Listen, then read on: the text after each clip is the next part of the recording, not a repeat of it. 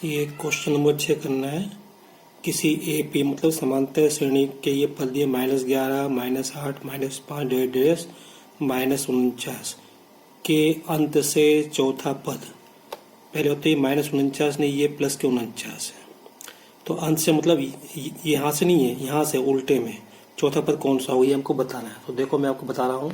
तो इस प्रश्न को करने के लिए पहले तो अपने को यहाँ से यहाँ तक अपने को पदों की संख्या मतलब n का मान निकालना पड़ेगा। दूसरा देखो यहाँ से अपन हर एक में 3 जोड़ते जाएंगे तो अपने को आगे का पद मिलेगा। यहाँ पर 49, तो 49 से पहले कितना होगा, इस हर एक पद में 3 का अंतर है। तो ये 49 प्लस के है, वहाँ मिसप्रिंट था, ठीक है। तो 49 के पहले वाला पद क्या आ गया, 3 कम मतलब 46। ये 3 कहाँ से आए समझ आएगी ना। देखो 11 -11 + 3 -8, -8 + 3 -5। इसके बाद क्या हो गया, माइनस के 2 आएंगे।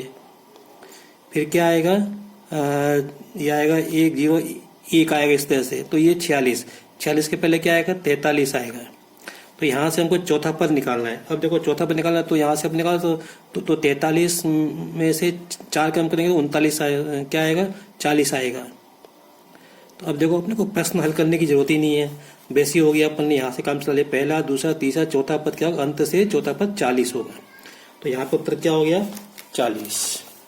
ये सही है, ठीक है। अब अपन चाहे तो अपन इसको हल भी कर सकते हैं, लेकिन अपने को इतना मालूम होना चाहिए कि हल करने में अपना समय नहीं जाए। तो मैं हल नहीं कर रहा हूँ, केवल ऐसे बता रहा हूँ 40। अब अगला प्रश्न देखो, प्रथम 100 प्राकृत संख्याओं का योग ज्ञात करने वाले प्रसिद्ध गणितज्ञ क्या कौन थे। तो गॉस थे ना, गॉस कहते हैं, गॉस कहते हैं, इस तरह। तो ये थे। फिर अगला प्रश्न है 10, 6, 2 आगे के प्रथम 16 पदों का योग निकालना है। तो 16 पदों का योग निकालना है तो अपन देखते हैं। देखो जब हम इन पदों का योग निकालेंगे, समझे ना, जब हम इन पदों का योग निकालेंगे तो योग तो प्लस में ही आएगा ना, क्योंकि सब प्लस की संख्या है तो प्लस ही आएगा। लेकिन यहाँ पे हमको उत्तर देखो, ये माइनस में दिया है, ये माइनस में दिया है, और आगे भी अपने को माइनस में दिया है।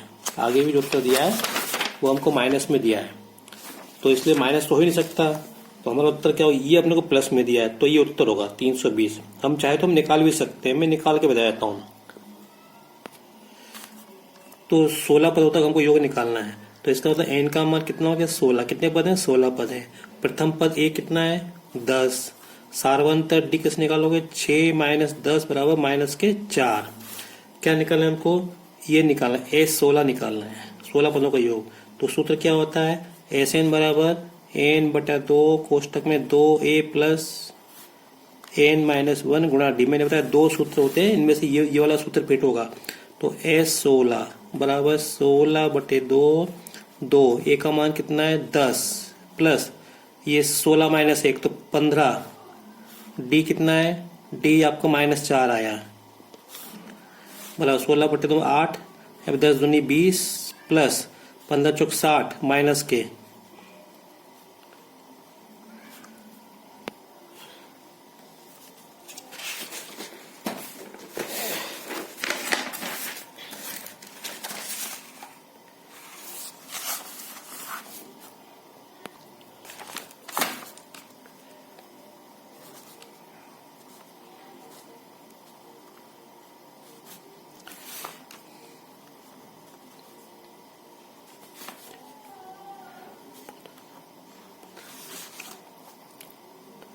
ये 5 तक आएंगे। अब इनको सीधे योग कर लो, जोड़ लो इनको। तो 12 5 और 7 और 16 और 6 22 25 की 5 से 2 3 और 4 45। तो इसने 45 दिया है, ठीक है, देख लेना। और ये आएगा 3 के प्रथम 5 गुणज होना चाहिए, गुणांक लिखा है, ठीक है। तो ये 45 आएगा।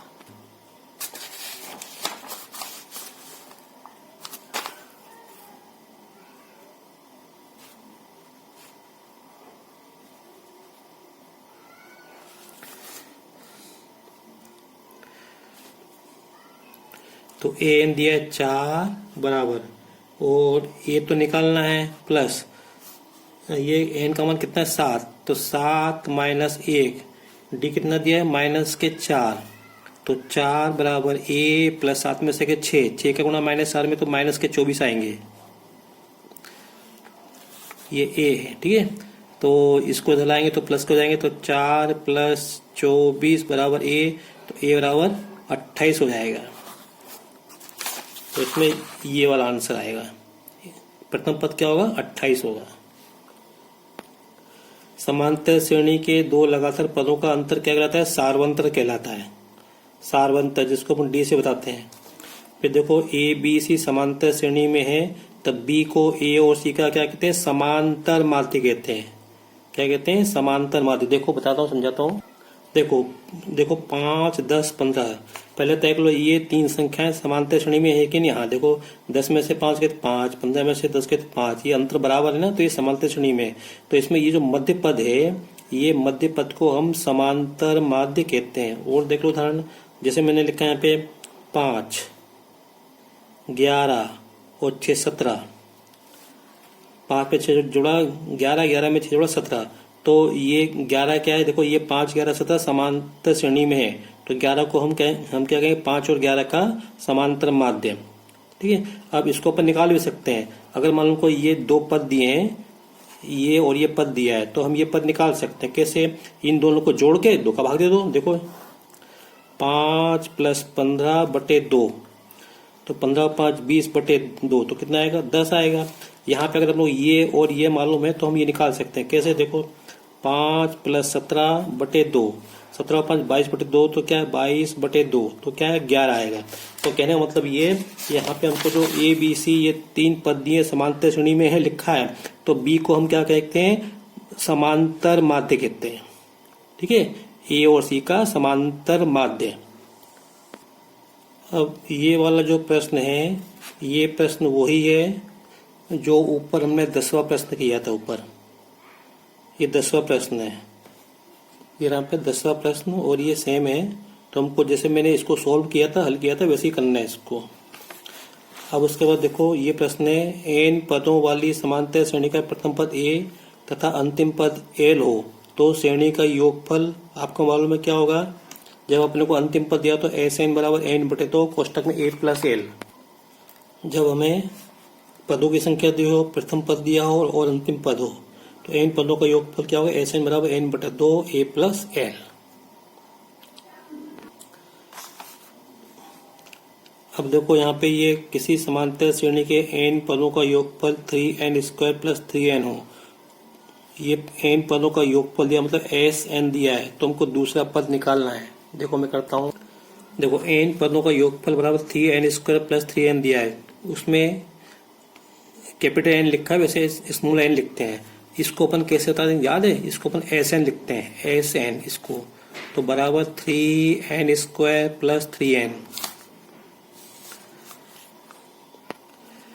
यहाँ पे n बराबर 1 रखो, तो S1 बराबर ये आएगा 3 गुणा 1 का वर्ग, दशमलव नहीं गुणा है, प्लस 3 इंटू ये n है 3 इंटू 1। इसको हल करेंगे तो 1 का वर्ग 1, 3 एकम 3 है ना, 3 और 3 6 आएंगे। ध्यान रखो ये S1 मतलब एक पद का योग, एक पद का योग मतलब ये प्रथम पद है। कहने का मतलब ये क्या प्रथम पद है। a बराबर 6, ये प्रथम पद है। अब अपन दो पदों n बराबर 2 रखो, तो इसमें तो S2 बराबर 3 गुणा 2 का वर्ग प्लस 3 गुणा 2। इसको हल करेंगे तो 2 का वर्ग 4, 4 × 12, 3 दूनी 6 12 और 6 18। तो ये दो पदों का योग आया। तो अब इस S2 में से हम S1 घटा देंगे, S2 माइनस S1 घटाएंगे तो हमें क्या मिल जाएगा? दूसरा पद मिल जाएगा। क्या मिल जाएगा? दूसरा पद मिल जाएगा। तो घटाओ 18 माइनस 6 तो 12 आएगा। तो A2 कितना आ गया? A1 6 था, A1 6 था, तो A2 कितना आ गया? 12 आ गया। तो बस ये तो हमको निकला दूसरा पद है, 12 आएगा। अब देखो ये प्रश्न दिया है हमको, समांतर श्रेणी 9, 5, 1 माइनस 3 का 10वां पद क्या होगा। अब इसको करने के हमारे पास दो तरीके हैं, या तो हम सूत्र से कर लें या इसको हम 10 पदों तक लिख लें। तो आसान ये होगा कि हम इसको 10 पदों तक लिख लें। देखो कैसे, देखो 9 में से 4 घटाए 5, 5 में से 4 घटाए अपन ने 1, 1 में से 4 घटाए -3, -3 में से अपन ने जो है -4 अपन ने -3 में से 4 घटाए तो माइनस के 7 आएंगे। और -7 में से 4 घटाए तो -11 आएंगे, -11 में से 4 घटाए तो -15 आएंगे, और फिर ऐसे -19 आएंगे। कितने पता होंगे? 2 3 4 5 6 7 8, फिर कितने आएंगे? 19 में 4 घटाएंगे तो 19 4 23, फिर 23 में से 4 घटाएंगे तो 27 माइनस के, देखो 2 3 4 5 6 7 8 9 10, तो 10वां पद क्या है? -27 आएगा। ठीक है, अब इसमें उत्तर नहीं, ये अपन को एक शब्द में करना है, तो इस तरीके से अपन करना है। अब दूसरा अपन इसमें सूत्र भी लगा सकते हैं, an बराबर a प्लस n माइनस 1 गुणा d। अब देखो इसमें 27 24 21 का कौन सा पद शून्य है? तो जैसे ये श्रेणी घटते क्रम में थी, ऐसे ये भी श्रेणी घटते क्रम में है। इसमें 3 का अंतर है, तो इसको आप करते जाओ देखो, और नहीं तो इसको अपन सूत्र से हल कर लो। देखो ये अपने को 3 27 24 21 दिए थे, तो हर एक में 3 का अंतर है। 27 में 24 गए 3 में से 24 में 3 गए 21 में 3 गए 18 में से 3 गए 15 में से 3 गए 12 में से 3 गए तो 9 में से 3 गए तो 6 में से 3 गए तो 3 में से 3 गए तो 0। अब ये जो शून्य आया ना, ये कौन से नंबर पे? पहला, दूसरा, तीसरा, चौथा, 5वां, 6वां, 7वां, 8वां, 9वां, 10वां, ये 10वें नंबर पर है। तो हमारा उत्तर क्या होगा? ये तो पूछा उसने, बस हमको तो ये बस ये बताना है कि कौन सा पद शून्य। तो आपको ये लिखना है कि 10वां पद शून्य है। अब यहाँ पे अब लोगों को श्रेणी दी नहीं, इसलिए मैं बात नहीं करूँ, छोड़ रहा हूँ इस प्रश्न को। फिर अब ये पूछा है समांतर श्रेणी 10 6 2 के 16 पदों का योग क्या होगा? तो एक तो अपने पास तरीका ये है, क्योंकि भाई अपने को तो केवल बताना, उसने पूछा। एक तो तरीका ये है कि इनको पूरे 16 पद लिख लो, है ना, फिर उनको जोड़ लो, तो इसमें कुछ पद माइनस के आएंगे। और एक तरीका ये है कि इसको सूत्र लगा लो अपन, तो इसको बस सूत्र से कर लेते हैं। तो ये समांतर श्रेणी है और इसके 16 पदों का मतलब पदों की संख्या कितनी है? 16। तो ए कितना है? 10। सारवंत कितना आएगा? 6 में से 10 घटाओ तो -4 आएंगे।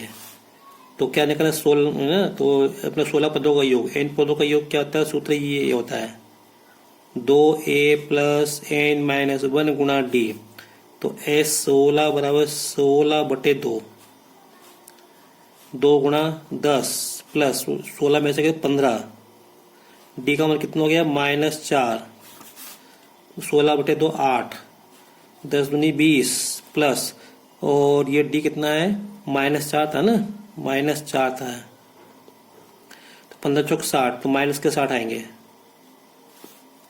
8 गुणा 20 में से 60 गए तो -40, इसका गुणा इसमें -320।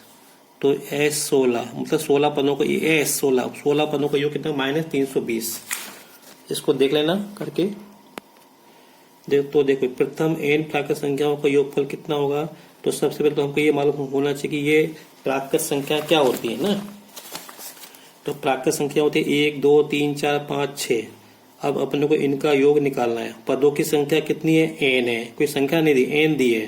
तो मैं आपको तो वैसे होता है सीधा n कोष्टक में n+1/2 ये होता है, लेकिन फिर भी मैं आपको बता दें।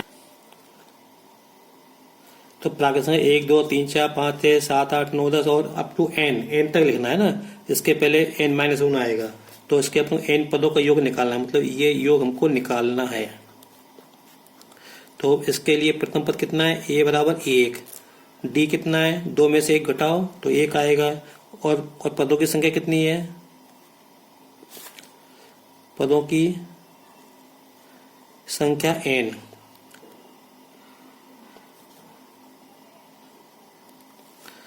तो सूत्र क्या होता है?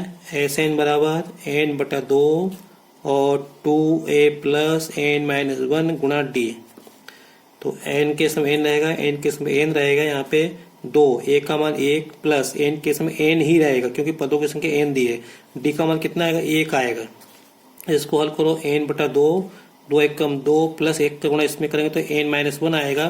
देखो n/2, यहाँ पे 2 में से क्या तो 1, 2 में से क्या तो 1 बचेगा और साथ में n+1 बचेगा। तो क्या हो गया? Sn बराबर